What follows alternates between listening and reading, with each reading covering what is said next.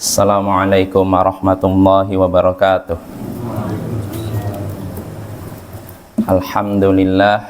Alhamdulillahil aliyyil arfaqi wa jami'il asya'i wal mufarriqi dzin ni'amil wasi'atil ghazirah wal hikamil bahiratil katsirah. Tsumma salatu ma'a salamin daimi ala rasulil qurasyil khatami wa alihi wa sahbihil abrar al-haizi maratibil fakhar. Amma ba'd. Ayyuhal ikhwah wal akhwat, al-aba wal ummahat, a'azzani wa a'azzakumullah. Saudara-saudariku, bapak-bapak dan ibu-ibu yang semoga dimuliakan oleh Allah, kita bertemu kembali di malam Senin untuk mengkaji pembahasan akidah akhlak menggunakan kitab Masailul Jahiliyah allati khalafa fiha Rasulullah sallallahu alaihi wasallam ahlal jahiliyah. Masalah-masalah jahiliyah atau sifat-sifat jahiliyah yang mana Rasulullah sallallahu alaihi wasallam mengambil sikap bertentangan dengan orang-orang di zaman tersebut. Nah, itu judul kitab tersebut, yaitu kitab yang disusun oleh Syekhul Islam Muhammad bin Abdul Wahhab bin Sulaiman At-Tamimi rahimahullahu ta'ala. Nah, sekarang pada pertemuan sebelumnya kita sudah mulai masuk masalah ke-7, ya kan? Sifat yang ke-7 kita baca lagi, kita udah sempat baca tapi belum selesai. Jadi kata Syekh, sifat ke-7, masalah ke-7, sifat jahiliyah yang ke-7, yaitu kata Syekh al-istidlalu biqaumin u'tu quwan fil afhami wal a'mal wa fil mulki wal mali wal jah. Faraddallahu bidzalika biqauli ta'ala wa laqad makkannahum fima immakkannakum fi wa qawlihi wa kanu min qablu yastaftihuna 'alal ladzina kafaru falamma ja'ahum ma 'arafu kafaru bih wa qawli ta'ala ya'rifunahu kama ya'rifuna abna'ahum. Ya. Ini yang akan kita bahas, Bapak-bapak. Jadi di sini Syekh menyebutkan sifat orang jahiliyah yang ke-7, yaitu berdalil, beralasan dengan orang-orang yang diberikan kekuatan dalam hal pemahaman dan perbuatan, dan dalam hal kekuasaan, harta, dan kedudukan.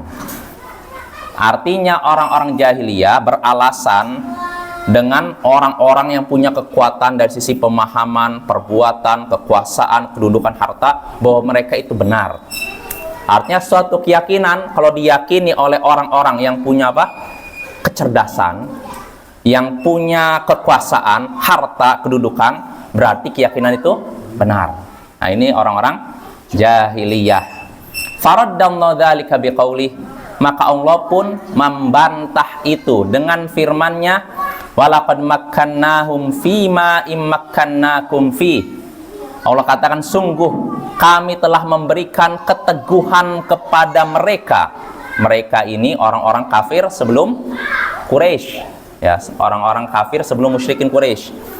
Kami telah memberikan keteguhan kepada mereka, meneguhkan mereka dengan memberikan keteguhan yang tidak diberikan kepada kalian. Jadi artinya orang-orang kafir zaman dahulu lebih kuat dibandingkan orang kafir di zaman Nabi.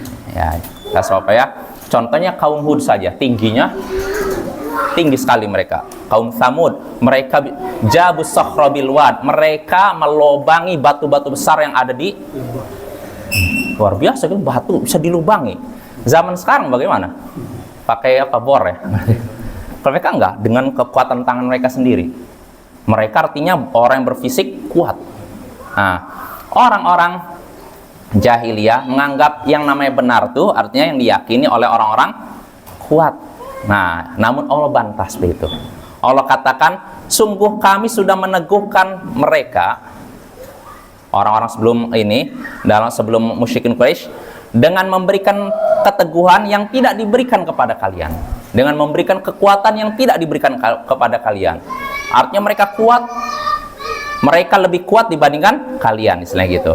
Wa qauli, dan juga firman Allah Ta'ala, wa kanu min qablu yastaftihuna 'alal ladzina kafaru.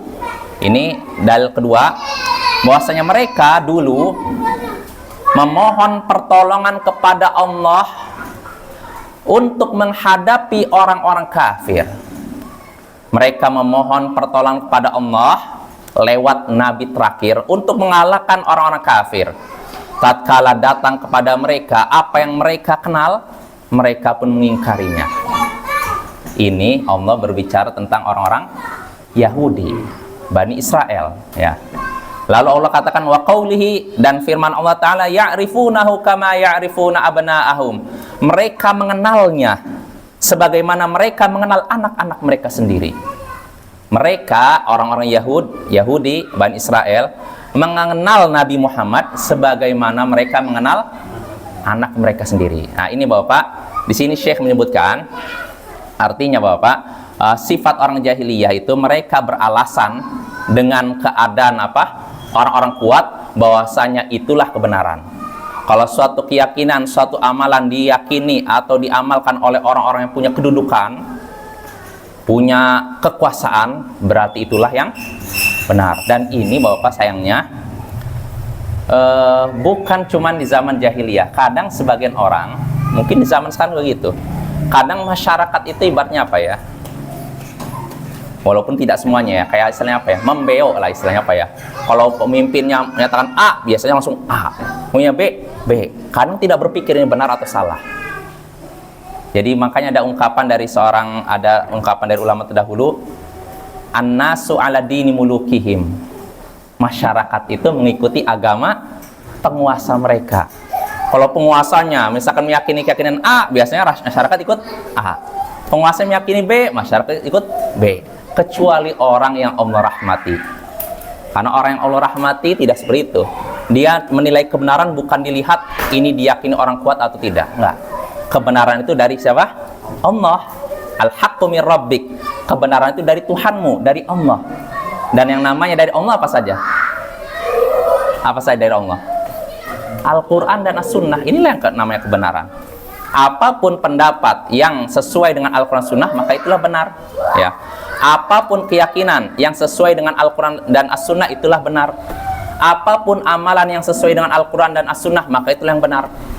Sedangkan apapun keyakinan yang bertentangan dengan Al-Quran dan As-Sunnah, maka itu apa? Salah. Apapun amalan yang bertentangan dengan Al-Quran dan As-Sunnah, itu salah. Apapun perilaku, adat istiadat yang bertentangan dengan Al-Quran dan As-Sunnah, maka itu ini kalau orang yang masih Allah berikan hidayah, Allah berikan istilahnya basirah untuk melihat sesuatu masalah. Tapi orang yang tidak diberikan taufik dan hidayah dari Allah, nggak seperti itu Bapak. Jadi seringnya mereka itu mengekor kepada orang yang mereka anggap kuat. Dan ini memang terbukti dalam sejarah. Ya, banyak misalnya Bapak ya. Jadi ketika penguasa dia jadi penguasa, dia meyakini sesuatu, biasanya dia maksakan kepada rakyatnya. Ya tidak? Seperti Khalif Al-Ma'mun. Ketika dia meyakini keyakinan Mu'tazilah, apa yang dia lakukan? Seandainya dia simpan untuk dirinya sendiri, ini mending. Tapi yang jadi masalah, dia paksakan rakyatnya untuk meyakini seperti itu. Dipaksakan para ulama Ahlus Sunnah yang ketika hidup di zaman itu dipaksakan meyakini keyakinan Mu'tazilah. Di antaranya Al-Quran adalah makhluk ciptaan Allah, bukan perkataan Allah. Dipaksakan. Kalau tidak mau mengakui itu, tidak mau mengakui bahwa Al-Quran adalah makhluk, dipenjara, disiksa, terancam kehilangan nyawa.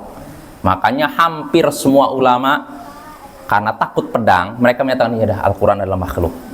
Kecuali dua ulama.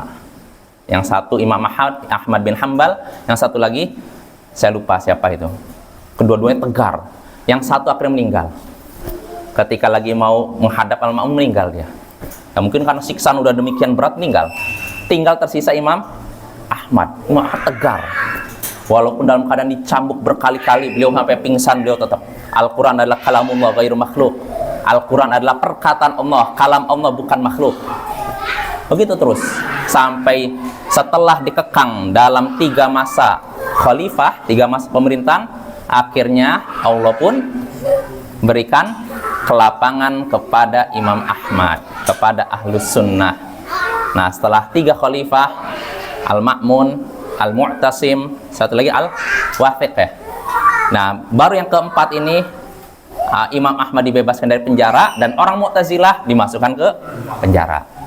Sebelumnya Imam Ahmad di penjara, orang Mu'tazilah menguasai pemerintahan. Tapi setelah khalifah yang keempat, Imam Ahmad dibebaskan dari penjara, orang Mu'tazilah yang gantian masuk penjara. Nah, ini Bapak, Khalifah Al-Ma'mun kan itu meyakini keyakinan Mu'tazilah. Dia maksakan keyakinan itu kepada rakyatnya. Akhirnya apa? Ya rakyatnya akhirnya ngikut saja. Karena keumuman masyarakat itu kan, ya kita maklumi kan, jauh dari apa? Ilmu kan? Ya enggak? Ini di zaman Imam Ahmad. Bagaimana pula dengan iya, bayangkan. Jadi kita jangan mengharapkan, wah kita semuanya masyarakat alim. Ya, itu syibhul mustahil, setengah mustahil istilahnya. Karena di zaman dahulu, zaman ketika ulama banyak saja, keumuman masyarakat fusak, fasik, jauh dari agama, jauh dari ilmu. Maka kalau kita mengharapkan seluruh masyarakat warga itu menjadi seorang yang alim, ya itu seperti mimpi kita ya. Tapi kalau gitu ya udah kita nggak usah dakwah, nggak juga. Tetap kita berusaha untuk menyebarkan ilmu. Ini kewajiban kita semua yang punya ilmu, sebarkan ilmu semampu kita. Ya, tapi di satu sisi kita memang wajib menyampaikan ilmu. Tapi di sisi lain juga kita harus realistis. Artinya harus lihat kenyataannya di sepanjang sejarah. Yang namanya orang fasik itu lebih banyak daripada orang soleh. Orang jahil lebih banyak daripada orang alim. Ya, maka hiduplah di dunia, bukan di mimpi ya. Di dunia nyata. Jangan dalam mimpi membayangkan terlalu berlebihan. Ya itu Bapak ya. Jadi manusia itu kata para ulama terdahulu mengikuti agama apa? Penguasa. Kalau penguasa yang meyakini A, biasanya ikut A.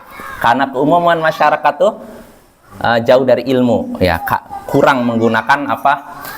Akal, sehingga akhirnya mereka ikut-ikutan seringnya. Apa yang mereka anggap, oh ini kuat, berarti ini bagus, nah gitu. Dan inilah kebiasaan orang zaman jahiliyah, ya. Jadi mereka beralasan dengan orang-orang kuat menyatakan bahwa itulah benar. Kalau suatu keyakinan diyakini oleh orang kuat, orang punya kedudukan, orang punya kekuasaan, berarti itu benar. Tapi kalau diyakini oleh orang-orang lemah, dipandang remeh, nggak punya kedudukan, berarti itu salah. Nah, itu Bapak ya, ini kebiasaan jahiliyah dan Allah bantah demikian. Saya bacakan syarah dari Syekh Shalih Al-Fauzan, Bapak, ini mungkin bagus ya. Jadi kata Syekh di sini, Syekh Shalih Al-Fauzan hafizahullah, min masail jahiliyah annahum yastadilluna annama kana 'alail aqwiya minan nas wa ashabil jah wa ashabil dzaka annahu wal haq. Termasuk sifat-sifat jahiliyah, masail jahiliyah, mereka beralasan dengan ajaran orang-orang kuat, keadaan orang-orang kuat, orang-orang punya kedudukan, orang-orang yang punya kecerdasan, mereka beralasan dengan semua itu bahwa yang mereka yakini adalah benar. Jadi mereka orang jahiliyah begitu, melihat apa yang diyakini oleh orang-orang kuat berarti itu benar, ya. Fahadha huwa dhabit 'indahum li ma'rifatil haq. Inilah ukuran dalam mengenal kebenaran menurut mereka. Jadi orang jahiliyah mengukur kebenaran itu dengan lihat ini diyakini orang kuat atau tidak. Kalau diyakini orang kuat berarti benar. Kalau tidak diyakini orang kuat berarti salah. Annahum yanzuruna finnas. Mereka melihat kepada orang-orang, keadaan orang-orang. Fama kana 'alaihi ahlul quwwati wal mal wat taraf wal jah' i'tabaruhu wal haq. Apa yang diyakini oleh orang-orang kuat, orang-orang yang berharta, orang-orang yang bergelimang dalam kemewahan dan kedudukan, mereka menganggap bahwa itulah benar. Ini menurut siapa? Orang jahiliyah. Wa makana 'alal du'afa wal fuqara ya'tabirunahu batila.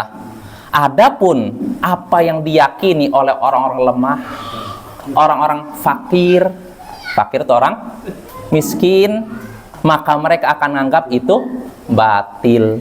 Nah ini Bapak, ini orang jahiliyah begitu. Kalau keyakinan ini banyak diyakini oleh orang-orang lemah, wah berarti batil. Dan Islam tidak seperti itu. Karena Bapak sudah kita bahas dalam Sahih Bukhari bahwasanya Heraklius ketika bertanya kepada Abu Sufyan, siapa yang mengikuti orang yang mengaku nabi itu Muhammad sallallahu alaihi wasallam, apakah orang-orang kuat atau orang-orang lemah? Maka jawaban Abu Sufyan apa? Justru orang-orang lemah yang mengikuti orang yang ngaku nabi itu Muhammad sallallahu alaihi wasallam. Yang mengikuti Nabi Muhammad itu orang-orang lemah, rata-rata orang lemah. Maka apa jawaban Heraklius? Hum atba'ur rusul, itulah para pengikut Rasul. Nah lihat tuh, para pengikut Rasul rata-rata orang lemah, bukan orang-orang kuat yang punya kedudukan dan harta, ya Bapak ya. Nah ini keutamaan juga bagi orang-orang du'afa ya. Lalu berikutnya kata Syekh di sini, jadi apa yang diyakini oleh orang-orang du'afa dan fakir, orang miskin, mereka anggap batil menurut orang jahiliyah. Hadhihi halatu ahlil jahiliyah, inilah keadaan orang-orang di zaman jahiliyah. Wa hadza dhabitu batil, ukuran yang mereka sebutkan itu adalah batil. Penilaian, standar penilaian yang mereka pakai itu batil, ya Bapak ya. Kenapa? Fa inna Allah azza wa jalla akhbaru 'anil umamis sabiqah al-kafirah annaha kanat 'ala quwwah. Kenapa standar penilaian mereka batil, salah? Karena sesungguhnya Allah telah mengabarkan tentang umat-umat terdahulu yang kafir. Allah sudah mengabarkan tentang keadaan apa? Umat-umat terdahulu yang kafir. Umat terdahulu ini sebelum siapa? Musyrikin Quraisy ya. Allah telah mengabarkan keadaan tentang umat-umat terdahulu yang kafir, bahwasanya mereka adalah umat yang kuat. Wa anna kanat ala tharwah, dan bahwasanya mereka juga orang-orang yang berharta. Tharwah itu artinya punya aset. Artinya mereka orang yang bergelimang harta. Fi ayatin katsirah, itu disebutkan dalam banyak ayat. Wa annahum ahlu jah, dan mereka juga orang-orang punya kedudukan. Wa indahum dzakaun wa afham, dan mereka juga punya kecerdasan dan pemahaman yang jernih ya. Jadi lakin Bapak, walaupun begitu, mana fa'ahum dzalik, walaupun mereka tadi apa kuat, apa tadi hartanya banyak, kedudukannya tinggi, punya kecerdasan, tapi itu semua tidak bermanfaat bagi mereka. Tidak bermanfaat bagi siapa? Orang-orang kafir yang kuat tadi itu ya, yang kaya itu, yang apa tadi, yang punya kecerdasan itu. Balkanu ala batil, bahkan mereka berada dalam kebatilan. Jadi Bapak ya, jadi jangan tertipu oleh keadaan orang-orang kafir yang punya kekuatan, punya harta dan semacamnya. Ya contohnya dalam kejadian yang sekarang kita dengar sudah berapa minggu yang sangat disayangkan, bagaimana orang-orang Yahudi menyerang saudara-saudara kita di Palestina. Kita akui kan, mereka punya kekuatan kan? Iya enggak? Mereka punya kekuatan, punya senjata, materi dan semacamnya.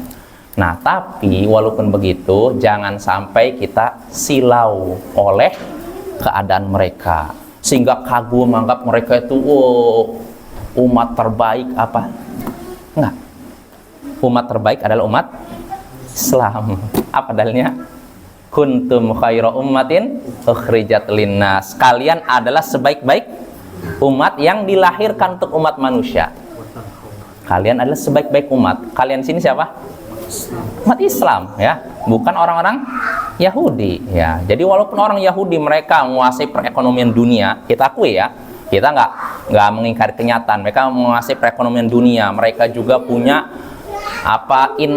intelijen di berbagai negara. Bahkan agen rahasia mereka Mossad katanya terkuat setelah CIA, atau yang pertama bahkan.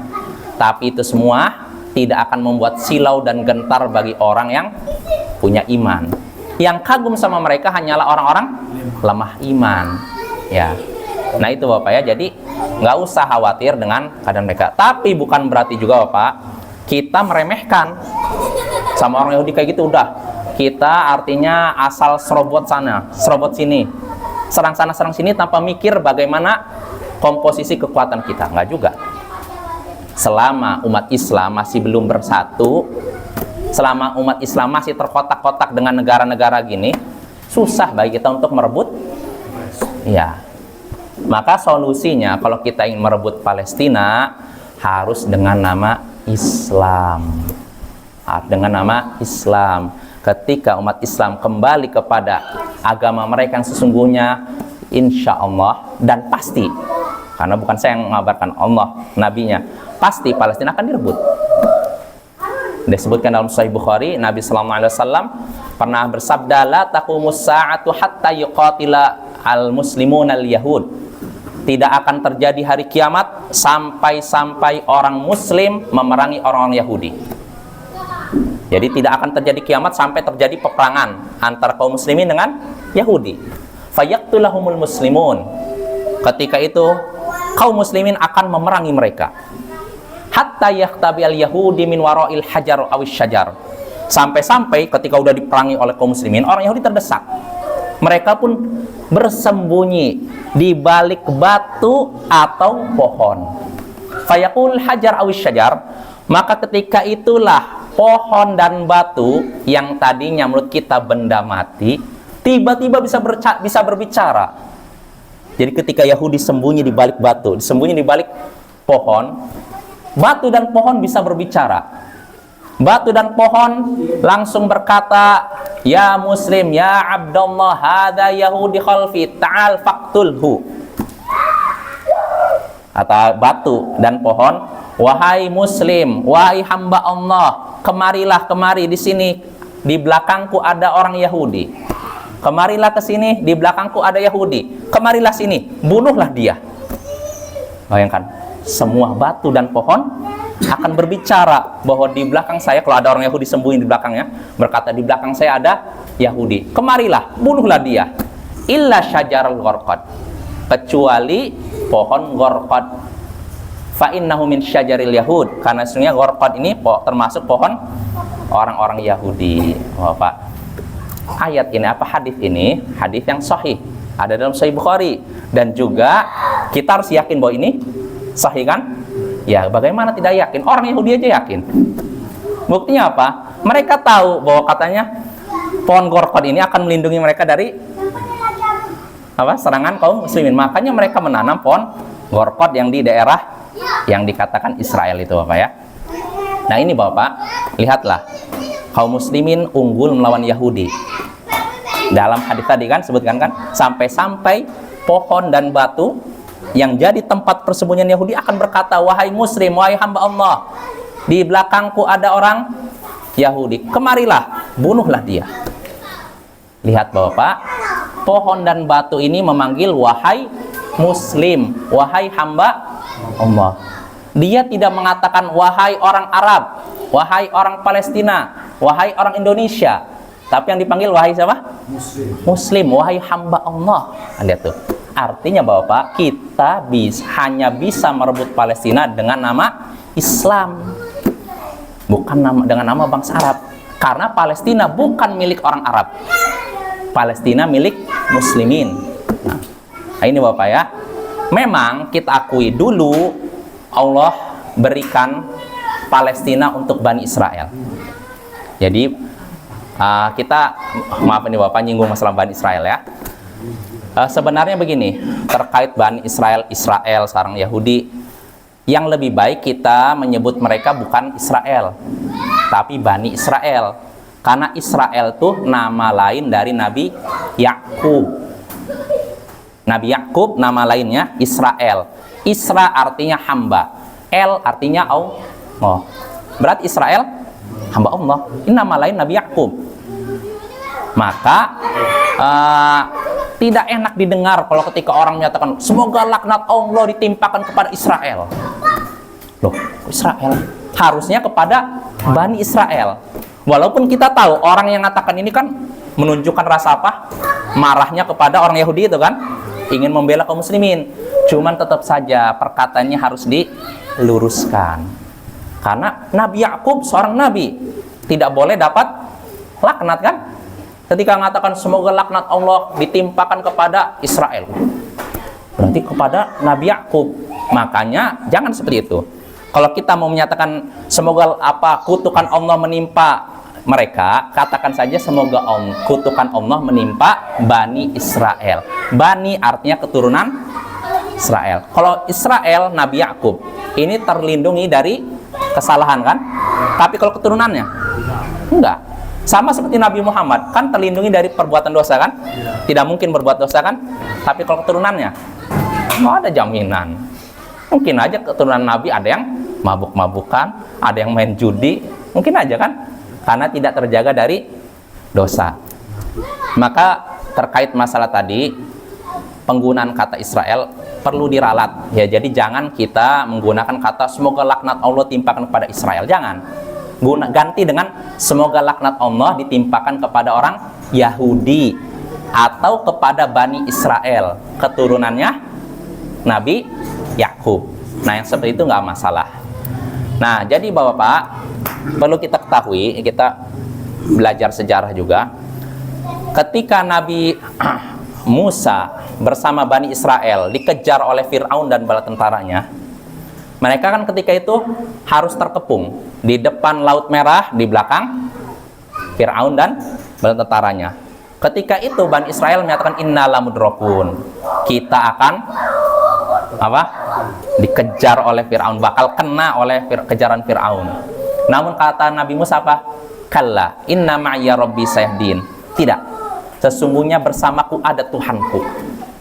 Artinya Allah selalu bersamaku dan dia akan memberikan petunjuk kepadaku.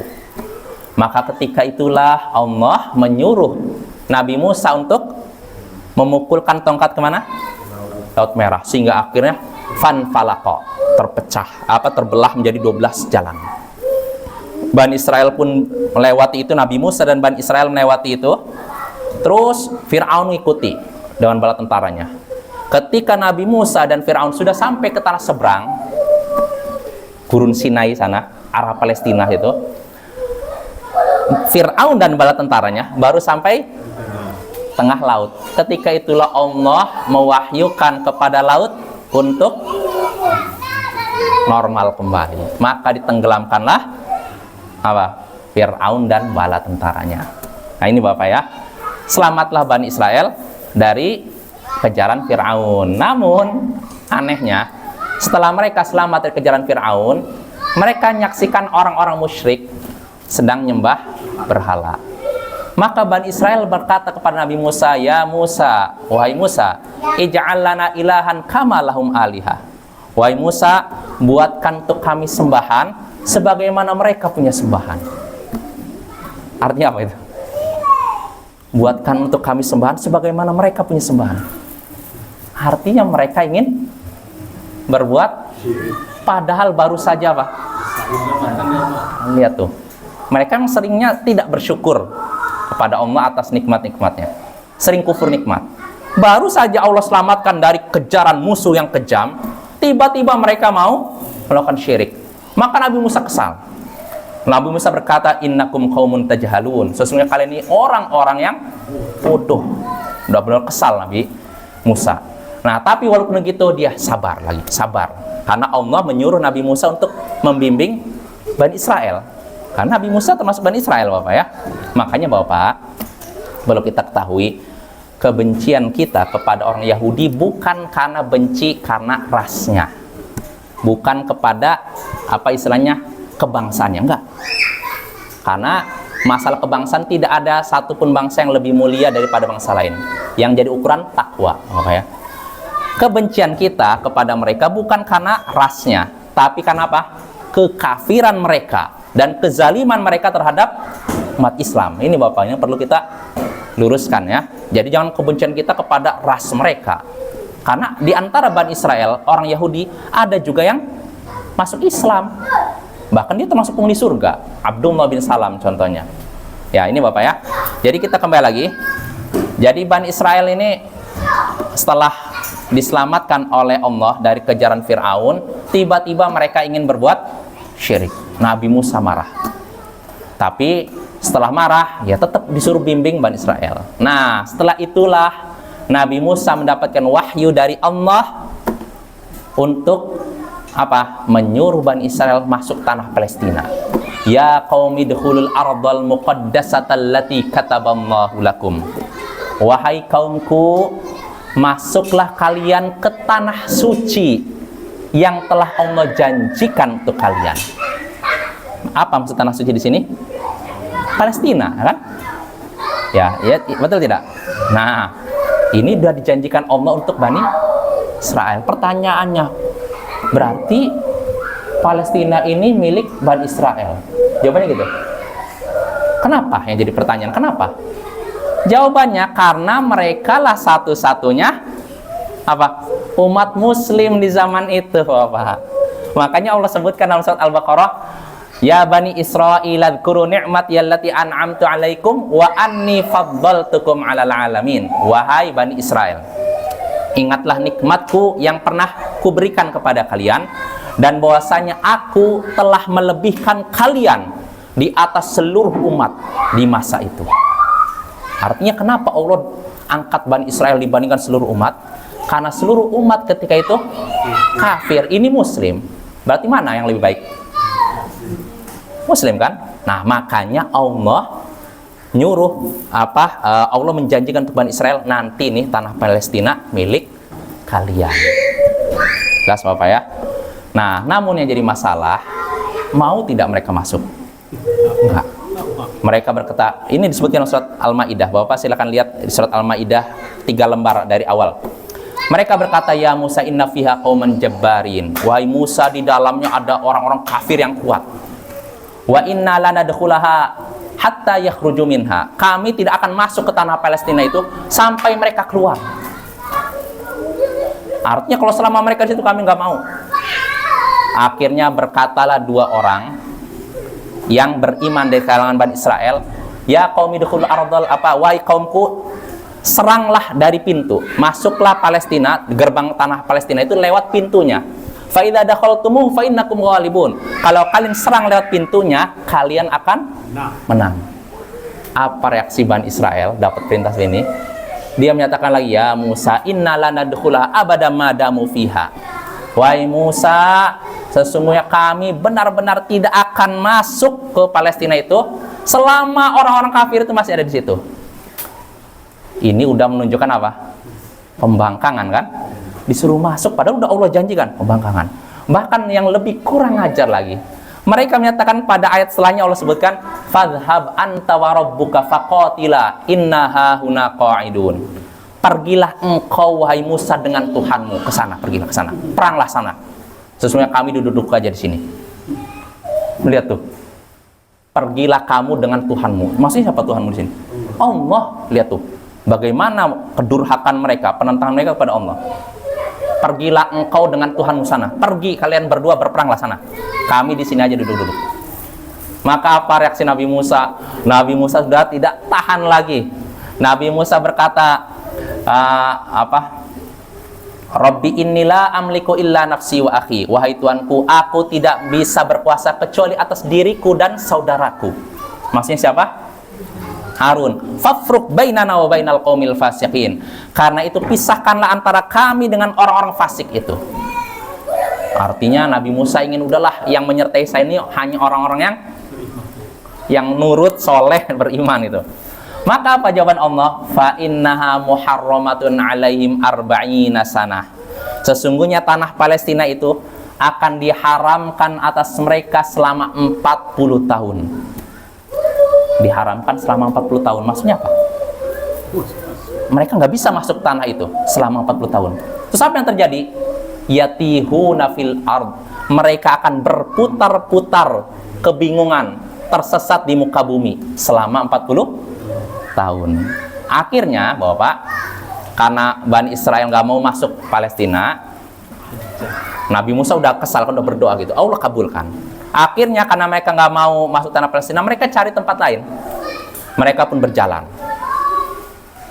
udah kita pergi aja ke arah utara nih, mungkin daerah mana kita jalan. Mereka berangkat sore, nyampe pagi, loh kok kita masih di tempat kita ya? Kita udah jalan jauh, kok masih tempat kita? Akhirnya mereka istirahat. Setelah itu jalan lagi, jalan.